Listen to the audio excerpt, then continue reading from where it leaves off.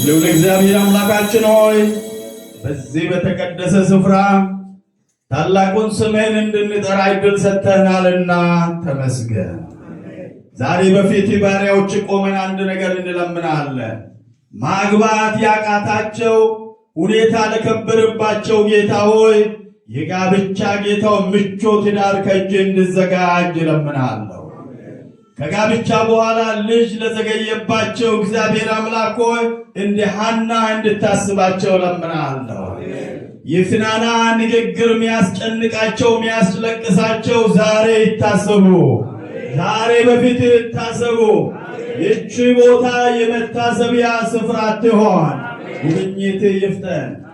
አንተን ታምኜ በከበሩ ባሪያዎች ፊት ቆሜያለሁና ለእኔና ለባሪያዎች አንተ ተናገር። በጌታ በኢየሱስ ስም አሜን። ጌታ አክብራችሁ ቁጭ በሉ። በዚህ ሰሞን ከአርብ ጀምሮ በጣም ጥቂት ሰዎች ግን እንደ ትምህርት በጣም ብዙ ሰው ወደ 20 የሚያይሉ ሰዎች ከ20 የሚበዙ ሰዎች ቁጭ ብሎ ትምህርት እየተማሩ ነበረ። የተማርነው ትምህርት ሁሉን መከለስ አንችልም፣ ግን ባጭሩ የቤተ ክርስቲያን የቢዝነስ የትዳር እንቅፋቶች ምንድናቸው የሚል 12 ነገሮችን አውጥተን ጸልየናል። ጌታ ለውጥ ያመጣል። ሌላም ደግሞ ጌታ አማኙን እንዲያድግ የሚፈልገው ወደ ላይ በጸሎት ወደ ታች ስር መስደድ በእግዚአብሔር ቃል ከአማኞች ጋር በሰላም በቀኝ እጅ በሰላም መኖር ከዓለማውያንም ጋር በግራ ምክንያት ግራ የተጋቡ ጌታን የማያውቁ የሚሳደቡ ሰዎች ጋር በሰላም መኖር። ይገርማችሁ ዛሬ ካደርኩበት ቤት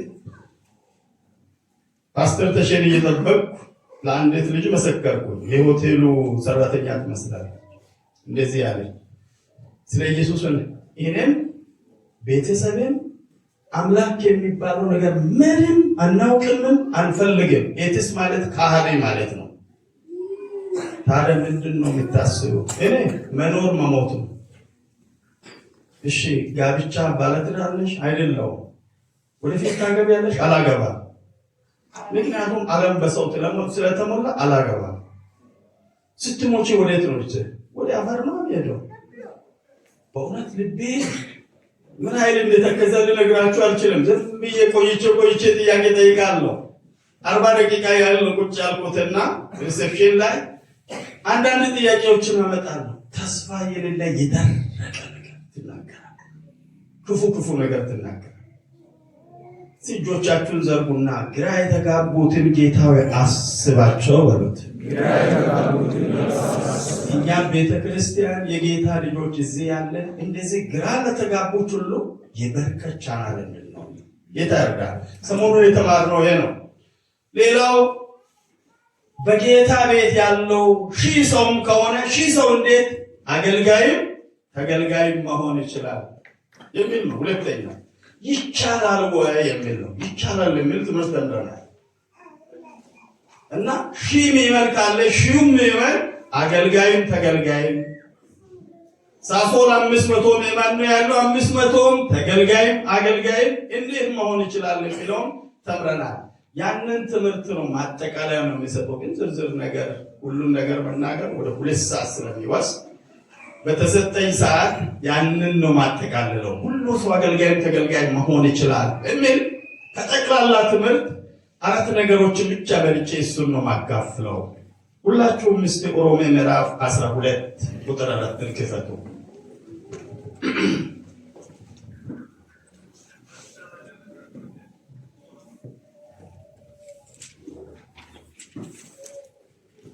ከፍታችሁ ከሆነ አነባለሁ።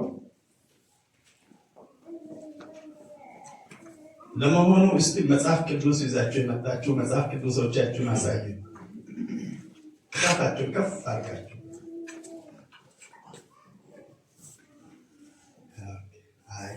ጥሩ ነው። በጣም ጥሩም አይደለም፣ እጅግ በጣም አይደለም።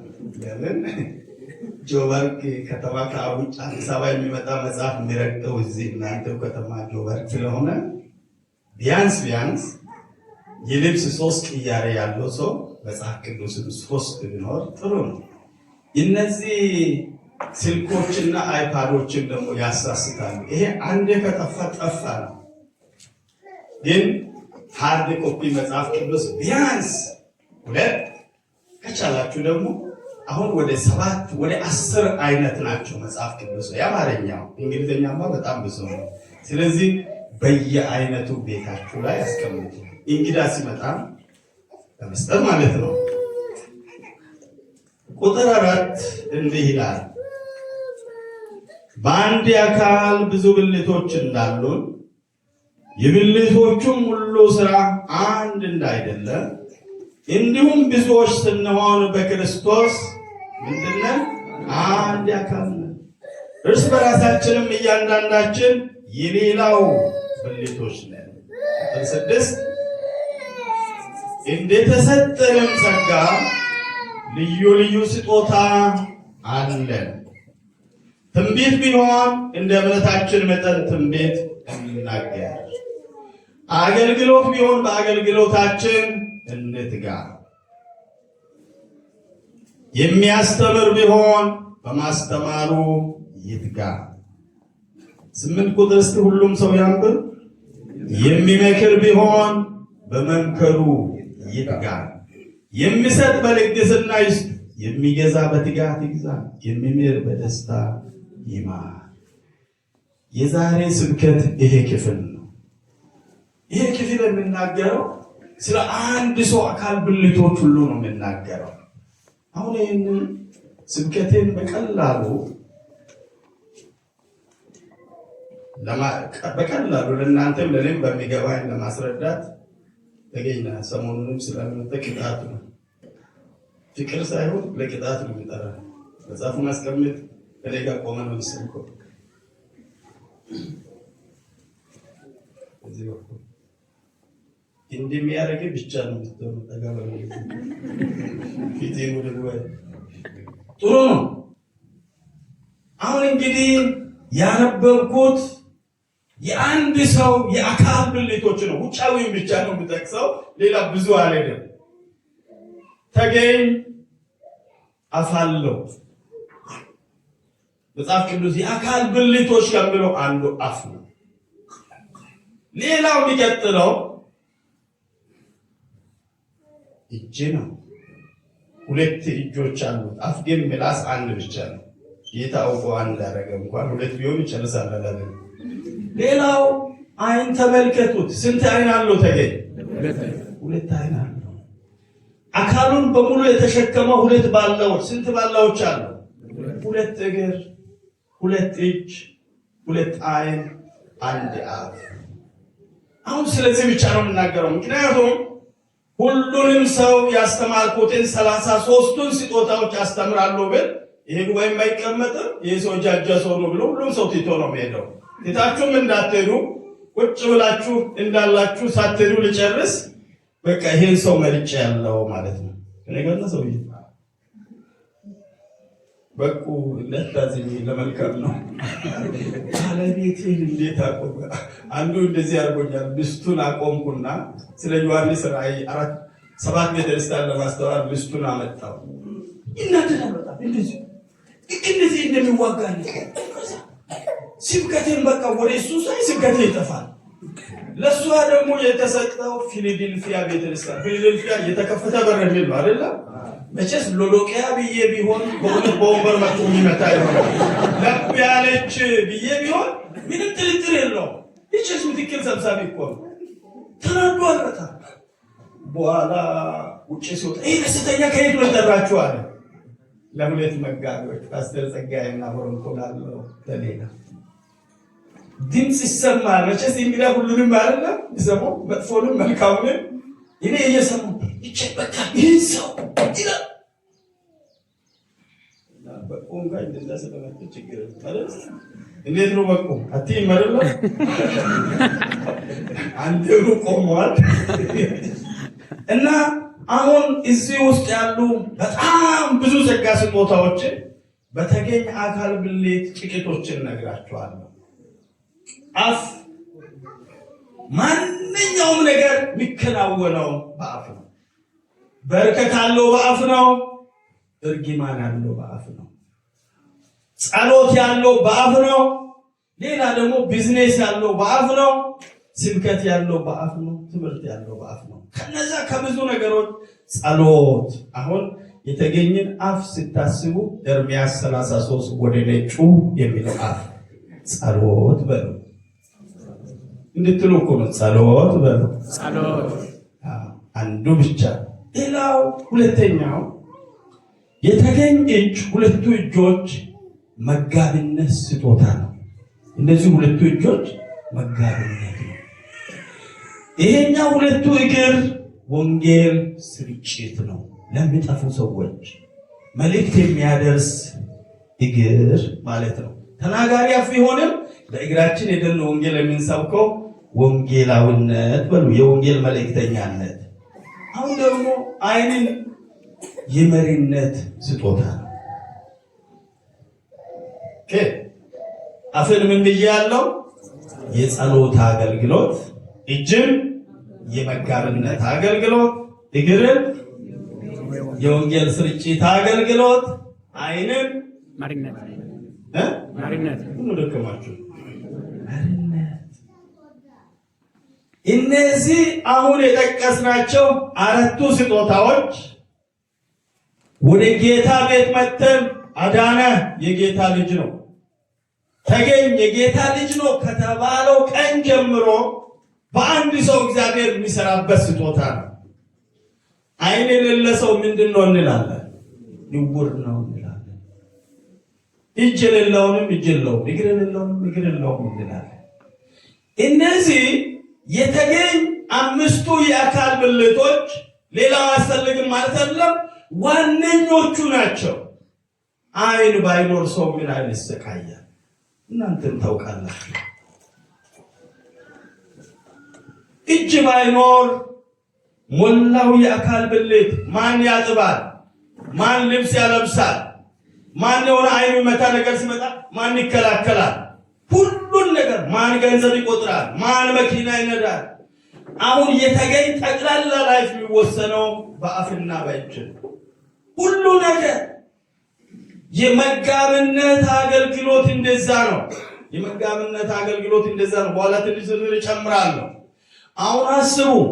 አሁን የተገኝ ከላይ ያለው ይሄ ግዙፍ ሰውነት ሁሉ ነገር ያለው አእምሮም ጭምር ሁሉን የሚያይ ዓይንም ጭምር ተናጋሪ በርከቱን ተሸክሞ የሚሄድ አፍንም ጭምር የሚሸከመው ትከሻንም ጭምር እጅንም ጭምር የተሸከመው ይሄ ባላ የሚመስል እግር ነው። ለተገኝ እግዚአብሔር ይሄንን ሙሉ አካል ስለሰጠ ጌታን አክብሩ። ለእናንተም ስለተሰጣችሁ አመስግኑ። እስቲ እኔ አካሌ ሙሉ ነው የሚል ሰው እጁን አንሳ። እኔ እግዚአብሔር ሙሉ አካል ሰጥቶኛል። ለጌታ ክብር ስጡ። አሁን በደንብ ስሙ። ቃሉ የሚለውን እንደዚህ ነው ብሎ መጽሐፍ ቅዱሳችን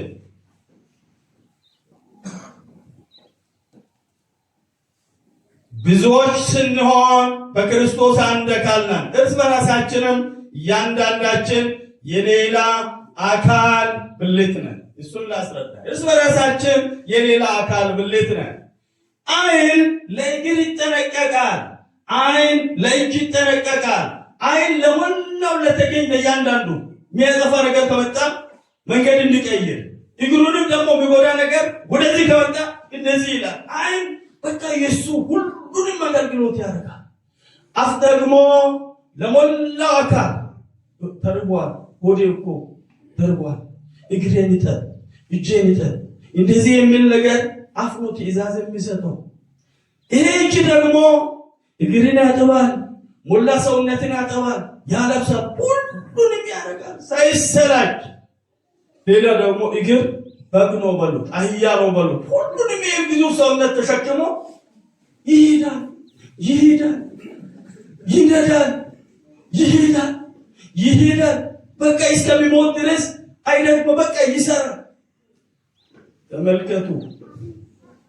ወንጌል የሚያሰራጭ ሰው የቤተ ክርስቲያን እግር ነው። ተገኝ አንድ ቀን እግር እኔ ለምንድነው ተሸክም እያንዳንድሽ አይን በራስሽ እጅም በራስህ ሂድ ሆድም ዝም ብለህ ጉዞ ሂድ በራስህ አልልም ብሎ እግሬ ቆሞ ያውቃል? የእናንተስ ቆሞ ያውቃል? ይታዘዛል። ሌላ ደግሞ እጅ እንዴ እኔ ቆይ ከመጀመሪያ ጊዜ ጀምሮ አይን አጥባለሁ፣ ጫማ አጠልቃለሁ፣ ልብስ አበላለሁ፣ አለብሳለሁ ይላል። እግር አንተም ለራስህ ብላና ኑር። አንተ ዝም ብለህ ፈዘምታ አንተም ብላና ኑር። እጅም እንደዚህ እጅ እንደዚህ ብሎ ያውቃል? አጠገብ እጅ እንደዚህ ብሎ ያውቃል? የመጋቢነት ስጦታ ያላችሁ ሰዎች ይሄ የጋራ ስጦታ ነው የተናገርኩ ያለው። በሌላ በኩል አለው ስለ ሙሉ ጊዜ አገልግሎት ሌላ አልናገርም። ዛሬ አንድ አይን፣ አንድ እግር፣ አፍ ሌላም ብሎ እንናገር። ዛሬ የሁሉ ሰው አረስ ስጦታ የሁሉ ሰው ነው። አይን እንዳለ የመሪነት አገልግሎት የሁሉ ሰው ስጦታ ነው። አይን አሁን አንተን እያመጣ መኪና እየነዳ ከቤት እኔ ቆይ ዘመኔን በሙሉ ለአንተ ይሄን ሰውነት ሁሉ ዝም ብዬ እያንዳንዳችሁ አይን አውጡና እግርም አይን አውጣና ሂድ፣ እጅም አይን አውጥተህ ሂድ፣ ሆድም አይን አውጥተህ ሂድ፣ ጀርባም አይን አውጥተህ ሂድ ብሎ ያውቃል? በጭራሽ አያውቅም ማለት ግን እኛ እንደዛ አይደለም። ለቤተ ክርስቲያን እግዚአብሔር ምን አድርጓል? አፍን ሰጥቷል። ምን እንድናረግ? ወደ ማን እንድንጮህ? ለመልካም ነገር እንድናመሰግን አፍ ተሰጥቶናል። ለከባድ ነገር ዜኖፎቢያ ሲነሳ ከአቅም በላይ ነገር ሲሆን በሽታ ሲከር የሚያሳዝን ነገር ሲፈታተነን ጌታ ሆይ እንላለን አይደለም? ጌታ ይሰማል አይሰማም? ትዝላችኋል? ባለፈው ምንድነው የተባለው? ስንት ቀን ሰጥተናል አለ? አንድ ቀን አይደለም? ይሄ የፋሪስ መንግስት አይነት ነው አይደል? የዳንኤል ጸሎት እንዳይመጣ ይላ ተቋቋመ እንደው 21 ቀን። አሁን በእውነት ያኔ ሰው ሌላ ነገር እናስባለን። በቃ ኢትዮጵያ ሄድበት ፕሌን ቲኬት ፕሮፖርሽን ሌላ ሰው ነፍሱን ለማስመለጥ እንጂ ሌላ ግን ብቸኛ መንገድ የነበረው ጌታ ሆይ ማለት ጀመረ። ሰው ሁሉ ነገር ቆመ። ጨዋታችን ወደ ማን ሆነ? በምናችን? እስቲ አሁን ሁሉም ሰው ጌታ ሆይ ይበል። በዚህ ምድር ያለው ጎርፍ ቆም በሉ። አውሎ ንፋሱ ጸጥ በል በሉት። ጌታ ማቆም ይችላል። እውነት እግዚአብሔር ይችላል። አያችሁ አይደል? የካቲት ተባለ። ትንሽ ሰው ማለት ጀመርን አይደል? የካቲት ሁሉም ቸርች በጾም ጸሎት። የት ናችሁ? ቸርች ላይ ነው። ምን እየጮህን ነው? የት ናችሁ? ቤት ምን እየጮህን ነው? ጌታ ይሰማል። ይሰማል በእውነት ካናዳ፣ አሜሪካ፣ እንግሊዝ፣ ኢትዮጵያ ያሉ ሰዎች አንድ ጊዜም ወደዚህ አገር የመጡ ሰዎች ስለኛ እኛ የነሱ ያክል ምን ጸልይ አይመስል ቀን በቀን እንዴት ነው ደቡብ አፍሪካ እንዴት ነች ይሉ ነበርና ከዛ በኋላ ስንት ወር ተባለ? 6 ወር 60 ዓመት 6000 ዓመት ለትውልድ ሁሉ ጌታ ግልብጥ ማድረግ ይችላል አይችልም? እስቲ ቆማችሁ እንደዚህ በሉ። የኔ አምላክ የአስቴር አምላክ ነው። አዋጆችን ይገለብጣል፣ ይገለባብጣል። በሉ እስቲ እንደዚህ የኔ አምላክ የዳንኤል አምላክ ነው። የአናብስትን አፍ ይዘጋል። የኔ አምላክ የሶስቱ ወንድሞች አምላክ ነው። በእሳት ውስጥ እንዳልቃጠል ያደርጋል፣ በሰላም ያወጣኛል። ክብርና ምስጋና ለስሙ ይሁን። ጌታን አክብሩ። እግዚአብሔር የተመሰገነ እግዚአብሔር ያክብራችሁ። ስንጮህ ጌታ ይሰማል። የአንበሳን አፍ ይዘጋል፣ አዋጆችን ይገለባብጣል። ስለዚህ የጸሎት አገልግሎት አንድ ሰው በአመት መጥቶ ኮንፈረንስ እናረግ አንድ ሰው የሚጸልየው አገልግሎት አይደለም። የአንድ ነቢይ አገልግሎት አይደለም ወገኖቼ። ይሄ ህዝብ በእግዚአብሔር ስም የተጠራ ህዝብ ይሄ ነገር ከብዶናል ብሎ ሲጮህ ጌታ ይሰማል። አሜን። እስቲ ጸልያችሁ እግዚአብሔር ሰምቶ የምታውቁ ሰዎች እኔ ሲጸልይ እግዚአብሔር ሰምቶ አውቃለሁ የምትሉ ያ አምላክ ዛሬም ይሰማል። አሜን። ይሰማል። አፋችን ጩኸት ነው። ስለዚህ ቤተክርስቲያን ሁሉ አፍ ያለው ሰው በሕያው እግዚአብሔር ፊት መጮህ ይጠበቅበታል። ሁለተኛው ጸጋ ስጦታ መጮህ ብቻ ሳይሆን መመገብ የሁሉ አማኝ ስጦታ ነው። አማኝ ራሱን በእግዚአብሔር ቃል ይመግባል። በሳምንት አንድ ቀን መጥቶ ከሰው ሁሉ ጋር ይመገባል። ኮንፈረንስ ሲኖር ይመገባል። አሁን ወንድማችን ዳኒ ሲዘምር ነፍሳችን አልተነቃቀም? አልተመገብንም? ተመግበናል እኮ የሆነ ነገር በሀሳብ ውስጥ የመጣን ስጋችን ተጨንቆ ነፍሳችንም ትንሽ ግራ ገብቶን የመጣን ሰዎች በዝማሬ መካከል ስንቱ ከኛ ላይ ተራገፈ። መጽሐፍ ቅዱስ ምን እንደሚል ታውቃላችሁ? ዳዊት ዝም ብሎ በገናውን ሲደረድር የአገር መሪ ላይ ያለው ክፉ መንፈስ ከሱ ከሳኦል ምን ይሆን ነበር? ይህ መደርደር በራሱ ትልቅ አገልግሎት እንደሆነ ታውቃላችሁ። ትላንት አልመጣችም እንጂ እንታችን እየተማርን ነበር። ለምን እንዳልመጣሽ እጠይቃለሁ በኋላ። በእውነት ትልቅ አገልግሎት እኮ ነው። እግዚአብሔር እዚህ ያለውን ሰው እጅግሩን አገልጋይ አድርጎ እኮ ነው ያቆመው። ስለዚህ እያንዳንዱ ሰው እዚህ ያለው ሰው መጋቢ ነው የተሰበሰበው። ብዙ ጊዜ ኖርማሊ እኛ ምናየው አሁን ሶስተኛ ተጨምሯል። 3 መጋቢ አለ። 3 መጋቢ አለ። 3 መጋቢ ለማን አቁም ሰው ለማን ይተዋል? አሽለው ለ400 ምዕመን ለ500 ለሺህ ምዕመን ከየት መጥቶ 3 ሰው? ስለዚህ እያንዳንዱ ሰው ለራሱ መጋቢ ነው። እያንዳንዱ ሰው ለራሱ ቤተሰብ መጋቢ ነው። እያንዳንዱ ሰው ሾፖች ባሉበት ላለው ለዓለማውያን ሰዎች መጋቢ ነው። ያንዳንዱ ሰው ለዚህ ቸርች መጋቢ ነው። አሜን አሜን። ታዲያ ሁሉም ወረቀት ይዞ ተስፍሽ ቅጠሩን ብሎ ከመጣ ምን ልትሆን ነው? 500 ሰው ምንድን ነው የምታደርገው? ይሆን መጋቢ እያልኩ ነው። እግዚአብሔር በሾፖቻቸው፣ እግዚአብሔር በትዳራቸው፣ እግዚአብሔር በስራ በዛ በኩል የሚከፍላቸው መጋቢያ እዚህ ያሉ 3ቱ ቤተክርስቲያን ከረቤላ የሚሰጣቸው መጋቢያ ሾፕ ያሉ ሰዎች እግዚአብሔር ከላይ ያፈሰሰ እግዚአብሔር የሚመግባቸው መጋቢ። ስለዚህ አጠገብ ላለው ሰው አንተ መጋቢ ዳና ነው ወይ በሉት። አንተ ነብይ ዳና ነው ወይ በሉት። ምን አለ? ዳና ነኝ አለ። ሶስተኛውን ልጨምር። ሶስተኛው የዚህ የትልቅ ጉባኤ ስጦታ እግዚአብሔር ስናምን የሰጠን ስጦታ የወንጌል ስርጭት አገልግሎት። ሰመራዊት ሴት ህይወቷ ጥሩ ያልሆነች ሴት ጌታ ኢየሱስ እየሄደ ውሃ ልትቀዳ ጠራራ ፀሐይ ስትመጣ አገኛትና ውሃ አጠጭኝ አለ። ከዛ በኋላ ከብዙ ክርክር በኋላ አመነች። ከዛ በኋላ ሳትጠመቅ ደህንነት ሳትማር የጸሎት አይነት ሳትማር እንዴነችና እኔ ይሄንን ያገኘሁትን ሰላምና እረፍት ያላገኙ ወገኖቼ ተራራ ላይ ሰማርያም ያመልኩ አሉ ብለ ውጫ ቀጠለች። በእግሯ እንደዚህ አለች፣ እናንተ ሰማራውያን እኔ ንጉሥ አይቻለሁ፣ እኔ ኢየሱስን አይቻለሁ፣ እኔ ነቢይ አይቻለሁ፣ እኔ ክርስቶስን አይቻለሁ። ከዛ በኋላ ኑና እዩ አለች። ይህንን ማይችል ክርስቲያን ኖረ? በእውነት አይኖርም።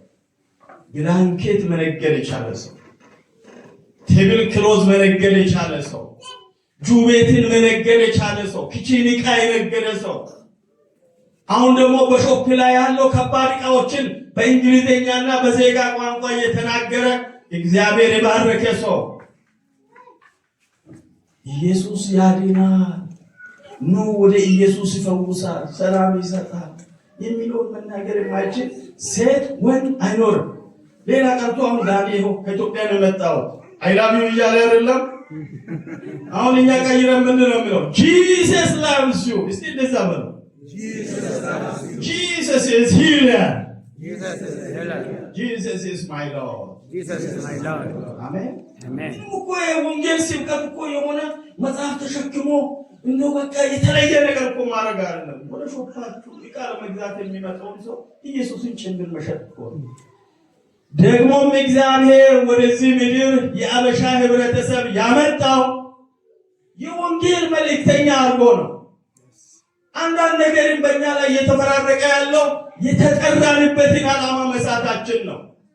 ኃይለኛ ቢዝነስ እንሰራለን፣ ኃይለኛ ንግግር እንችላለን፣ ዜጋ ቋንቋ 2-3 እንችላለን፣ በደንብ እንነግራለን። ግን ኢየሱስን ለመሸጥ ኢየሱስን ለሰው ለመሸጥ ይሄ ኢየሱስ ፈዋሽ አሜን ቢያዝ 2 ቃል እንኳን በዜጋ ቋንቋ አማኝ ነህ የሚለው አማኝ ነህ። አንድ ሰው ኢትዮጵያ ላይ ገበሬ ነው፣ ገበሬ ሆኖ የሚያገለግሉ ናቸው። አሁን ወደ ጌታ ሄደዋል። ውሳኔያቸው በአመት ለ366 ሰው መመስከር ነው። በአንድ ቀን ግብርና ስራ ይሰራሉ፣ ወጥቶ መንገድ ላይ ይመሰክራሉ። ከዕለታት አንድ ቀን ሰኔ ወር ላይ በዘር ጊዜ ሳይመሰክሩ ብሎ በር ላይ ተክዞ እንደዚህ ቆመዋል። አንድ ሰው ጃንጥላ ይዞ ዘጭ እያለ ሲመጣ በጣም በኃይል ይሄዳል። አንተ ሰውዬ አቤት ለዝናብስ ጃንጥላ ይዛል፣ የህይወት ጃንጥላ አለ አይምሮ ጎደለ ብሎ ሄደ መንገዱ። ማታ ሄዶ በቤቱ ይተኛል። ሲተኛ እራት በልቶ ሲተኛ 3 ሰዓት መንገድ ነው። ከዛ ከተናገረ ሰውዬ ቤት የሱ ቤት ሲተኛ በሌሊት ያቻክላል ይላል። እንደዚህ ሚስቱ ምን ሆነ ምን እንዲሆን ድምፅ ሰማል። ምን አለ ጃንጥላ አለ ወይ ምንድን በስመ አብ እንደዛ ነው የሚባለው። በኢየሱስ ስም የማይሉ ሰዎች በስመ አብ አይደለ ነገሩ የተጠጋጋ ነው። ጥሩ ነው እንደኔ ቆንጆስ እና ሌሊቱን እንደዚህ 10 ሰዓት አካባቢ ሆነና የሆነ ሰው መንገድ ላይ እየመጣ አንተ የህይወት ጃንጥላ አለ ብሎ ተናገረ። ይኸው ያለው ነገር በአእምሮ ሳሰላስል መጣ። እስካሁን ድረስ ያንን ሰው ምን እንደሆነ ይጠይቃሉ። ትናንት እዛ ከ3 ሰዓት ሳይደክም በፊት ቢጠይቅ ጥሩ ነበር። ተመልሶ ሄዶ ማለዳ በሩን ስከፍት ትላንትና ሰውዬ አቤት ምንድነው ትላንትና የህይወት ጃንጥላ አልኩ። ኦኬ ልታውቅ ይፈልጋል። ግባ አለ። ከፈተ። የህይወት ጃንጥላ ማለት ለዓለም ሁሉ የሞተው ጌታችን ኢየሱስ ክርስቶስን በሱ ስናምን የኃጢአት ስርየት እናገኛለን። ክርስቶስ በደሙ ኃጢአታችንን ያጥባል። የሱ ልጅ እንሆናለን፣ ሰላም እናገኛለን። እሱ ነው። ምን ላድርግ? እጅህን አንሳ። አነሳ፣ አመነ። ከዛ በኋላ የቸርች መሪ ሆነ። ለጌታ ክብር ስጡት። አባቶቻችን ማታ ማታ በፋኖስ እርሳቸውን ያርሱና ከ10 ሰዓት ጀምሮ ሲነጋ ለወንጌል አገልግሎት 4ኛ ቀበሌ 10ኛ ቀበሌ ይሄዳሉ። እስቲ አያቶቻችሁን ጠይቁ፣ አባቶቻችሁን ጠይቁ፣ እናቶቻችሁን ጠይቁ። ደግሞ ጠንካራ እናቶች ቅርብ ቀበሌ ከሆነ ሁሉ ነገር አዘጋጅቶ ከባለቤቶቻቸው ጋር አብሮ ለወንጌል አገልግሎት ይሄዳሉ። እግራቸው የወንጌል እግር ነበረ። አፋቸው ለወንጌል የተዘጋጀ ለጸሎት የተዘጋጀ ነበረ። ሲጸልዩ ከአሜሪካ ይጀምሩና ደቡብ ኢትዮጵያና ሰሜን ኢትዮጵያ ያሉ አማኞችን ስም እየጠሩ ይጸልያሉ። የፍቅር ሰዎች ነበሩ። ወንጌልን ሳይፈሩ የሚናገሩ ሰዎች ነበሩ። እግራቸው በስራ ላይ የሚያውሉ አባቶች ነበሩ። እኛን የወለዱ እኛ መኪና ጌታ ሰጥቶን፣ ቋንቋ ጌታ ሰጥቶን፣ በሮችን ጌታ ሰጥቶ፣ ገንዘብ ጌታ ሰጥቶ በሳምንት አንድ ቀን ችል ለመምጣት እንኳን ጭንቅ ነው የሚሆንብን። ወንድሜ አንተ የወንጌል መልእክተኛ ነህ ብላችሁ ንገሩ። ሁሉም ሰው እስቲ ይቁም። እጅ ላይ ተያዙ። ለሁለት ሆናችሁ እስቲ አንዱ ለሌላ ይጸልይ። ተገለኔ ይጸልያል፣ እኔ ለሱ እጸልያለሁ። ምን ብለን ነው የምንጸልየው? እግዚአብሔር ሆይ ይሄን ሰው ከአገር ቤት አመጣኸው የወንጌል መልእክተኛ እንደሆነ ስለሆነ እግሩ ለወንጌል ይፈታ ይሂድ እያላችሁ ጸልዩ። ጸሎት ጊዜ ነው። ድምፅ አውጥታችሁ ጸልዩ። ቀስ ብላችሁ ብትጸልዩ ጌታ ይሰማል። ጸልዩ። አሁን አጠገብ ላለው ሰው የዚህ ሰው እግር ይፈታ እያላችሁ፣ እጁ ይፈታ፣ የመጋቢነት እጁ፣ አፉ ይከፈት፣ የጸሎት አፍ እያላችሁ ይሄ ስጦታ አለ በእንተ እያላችሁ ስትጸልዩ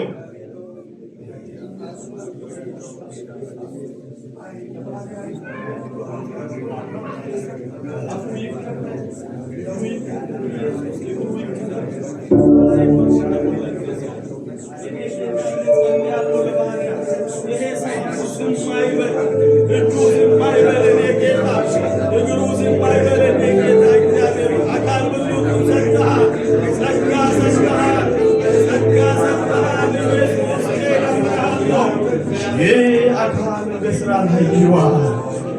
አገልግሎት ላይ ይዋል፣ ለብዙዎች ህዝቦች በረከት ይሆን። አሜን።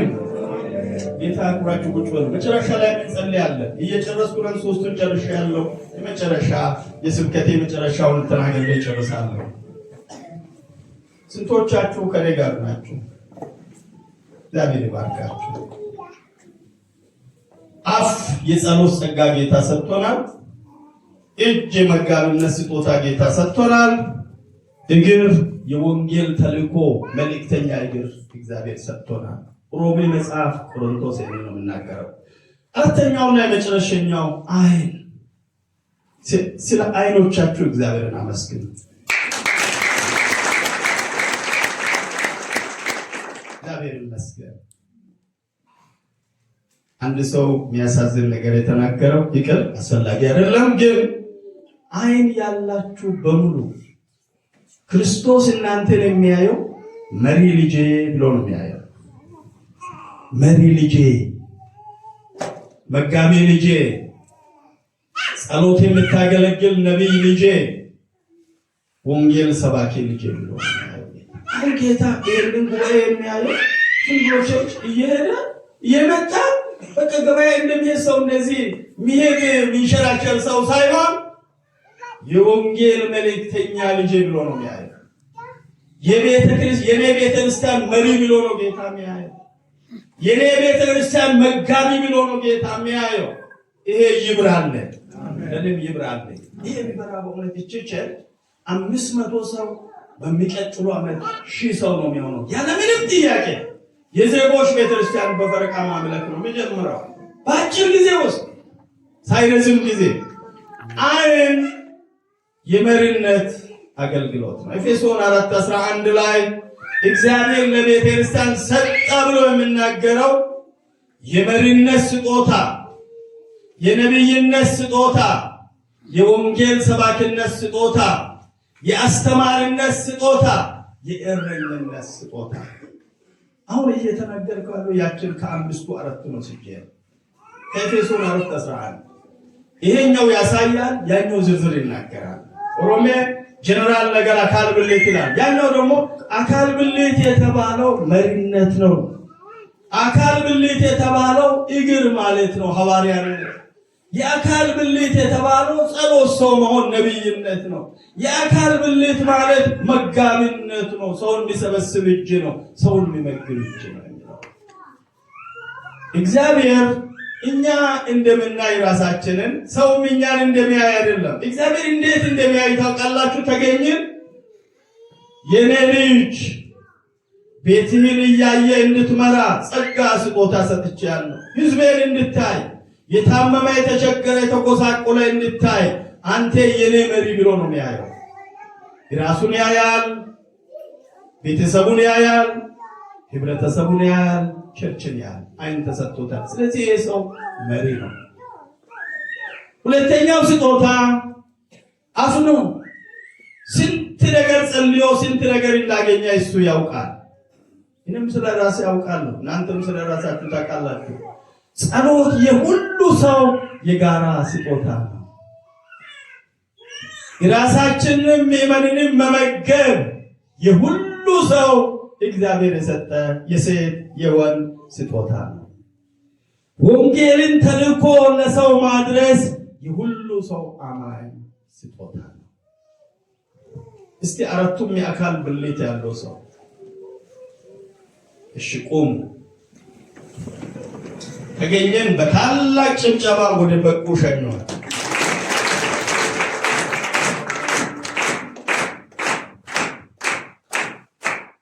ቆማችኋል ሁላችሁም? አሁን ስብከቴን ላጠቃልል ነው። አሁን ተገኘን ብቻ ሳይሆን ኢለን ብቻ ሳይሆን በደንብ ራሳችሁ ነው። ይሄ ጉባኤ የጸጋ ሀብታም ጉባኤ ነው። ምን አይነት ጸጋ ነው ያለው? ካመነ ጊዜ ጀምሮ የሚጮህበት ጸጋ የተሰጠ ለአንድ ነብይ የተሰጠ ሳይሆን 1000 ሰው ካለ 1000 ሰው ሲጮህ ጌታ የሚሰማው ከጌታ ጋር የምንነጋገር ጉባኤ ነው። ይሄ ጸጋ ደግሞ ተሰጥቶናል። አሜን። ሌላው እግራችን ሞላ አካል ብልት እንደሚሸከም የክርስቶስን የወንጌል መልእክት ለሰዎች የሚነድበት የወንጌል መልእክተኛ ነው ይሄ ጉባኤ። የትም ቦታ ተንቀሳቅሰን ስንናገር ሰዎች ያምናሉ። ስለዚህ እግራችን የወንጌል መልእክተኛነት ምሳሌ ነው። እጃችን የዳኑ ሰዎችን፣ ቤተሰቦቻችን፣ ራሳችን የምንመግብበት የመጋቢነት እጅ ነው። ዓይናችን የክርስቶስ መንጋና የራሳችን የምንድበት የምናይበት የመሪነት ስጦታ ነው። አሁን እንደዚህ ተከታተሉ በደንብ። አሁን መጨረሻ አጽንተን ነው ስብከቴን የምጨርሰው። እንደዚህ በሉ። እኔ የጸሎት ሰው ነኝ። እኔ ለራሴ እጸልያለሁ። እኔ ለቤተሰቤ እጸልያለሁ። እኔ ለአገር እጸልያለሁ። ጌታ ጸሎቴን ይሰማኛል። አሁን ትንሽ አሻሽልና ትንሽ ስቴፕ ይጨምራለሁ። ጸሎቴን እግዚአብሔር የሚሰማ አገልጋይ ስለሆን ለደቡብ አፍሪካና ለኢትዮጵያ ይጸልያለሁ። ለአፍሪካ ይጸልያለሁ። ለሞላው ዓለም ይጸልያለሁ። ጌታ ጸሎቴን ይሰማል። እኔ የጸሎት አገልጋይ ነኝ። ሰባቱንም ክፍለ ዓለም ቤተሰቤን በጸሎት አገለግላለሁ። አሜን። ሁለተኛው እንደዚህ ትላላችሁ፣ እኔ የወንጌል መልእክተኛ ስለሆን ለደቡብ አፍሪካውያን ወንጌልን አሰራጫለሁ። ለአፍሪካውያን ወንጌልን አሰራጫለሁ። ለሰባቱም ዓለም ወንጌልን አሰራጫለሁ። እኔ ሚሽነሪ ነኝ። እኔ ሚሽነሪ ነኝ። እኔ ሚሽነሪ ነኝ። እኔ መጋቢ ነኝ። እኔ መጋቢ ስለሆን ራሴን ይመግባለሁ። እኔ መጋቢ ስለሆን ቤተሰቤን ይመግባለሁ። እኔ መጋቢ ስለሆን ምእመናንን ይመግባለሁ። እኔ መጋቢ ስለሆን በሾፓሉትን ይመግባለሁ። እኔ መጋቢ ስለሆን በአገር ያለውን ቤተሰብ ይመግባለሁ። እኔ መጋቢ ነኝ። እኔ መጋቢ ነኝ። እኔ መጋቢ ነኝ። እኔ መሪ ነኝ። አይኒዛችሁ እኔ መሪ ነኝ። እኔ መሪ ስለሆን ራሴን ይመራለሁ። እኔ መሪ ስለሆን ቤተሰቤን ይመራለሁ። እኔ መሪ ስለሆን የኔን ነገር ይመራለሁ።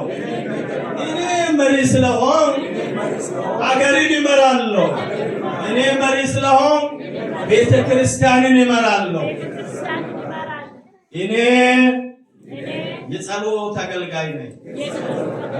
እኔ ወንጌል መልእክተኛ ነኝ። እኔ መጋቢ ነኝ። እኔ መሪ ነኝ። ጌታ ይሄን ስጦታ ሰጥቶኛል። በዚህ ስጦታ ለማገልገል አይኖቻችሁን ጨፍኑና በዚህ ስጦታ ለማገልገል በሕያው እግዚአብሔር ፊት ቃል እገባለሁ። ለመጸለይ ቃል እገባለሁ። ወንጌል ለመመስከር ቃል እገባለሁ። ለመመገብ ቃል እገባለሁ። ለመምራት ቃል እገባለሁ። እነዚህ አራቱ ጸጋ በሕይወቴ ዘመን ሁሉ በዚህ ጸጋ ጌታዬን አገለግላለሁ። ሕዝቤን አገለግላለሁ። እግዚአብሔር አምላካችን ሆይ ስለነበረን ጊዜ ክብርና ምስጋና ለስምህ ይሁን። ጌታ ሆይ በዚህ ያለው ሁሉም ሰው ተገልጋይ፣ ሁሉም ሰው አገልጋይ ስለሆነ ክብሩ ለአንተ ይሁን። በጸሎት ሁሉን የሚያገለግል የሚገለገል፣ በወንጌል ስብከት ሁሉን የሚያገለግል የሚገለገል፣ በመጋቢነት ሁሉን የሚመግብ የሚመገብ፣ በመሪነቱ ሁሉን የሚመራ ራሱንም የሚመራ ታላቅ ሰራዊት ይዘህ ስላለ ክብሩ ለአንተ ይሁን። በዚህ ኃይል፣ በዚህ ክብር፣ በዚህ ኃይል፣ በዚህ ደስታ አስወጥተህ አስገባን። ፍጻሜያችንንም አሳምር በጌታ በኢየሱስ ስም። ጌታ ይባርካችሁ። ቁጭ በሉ።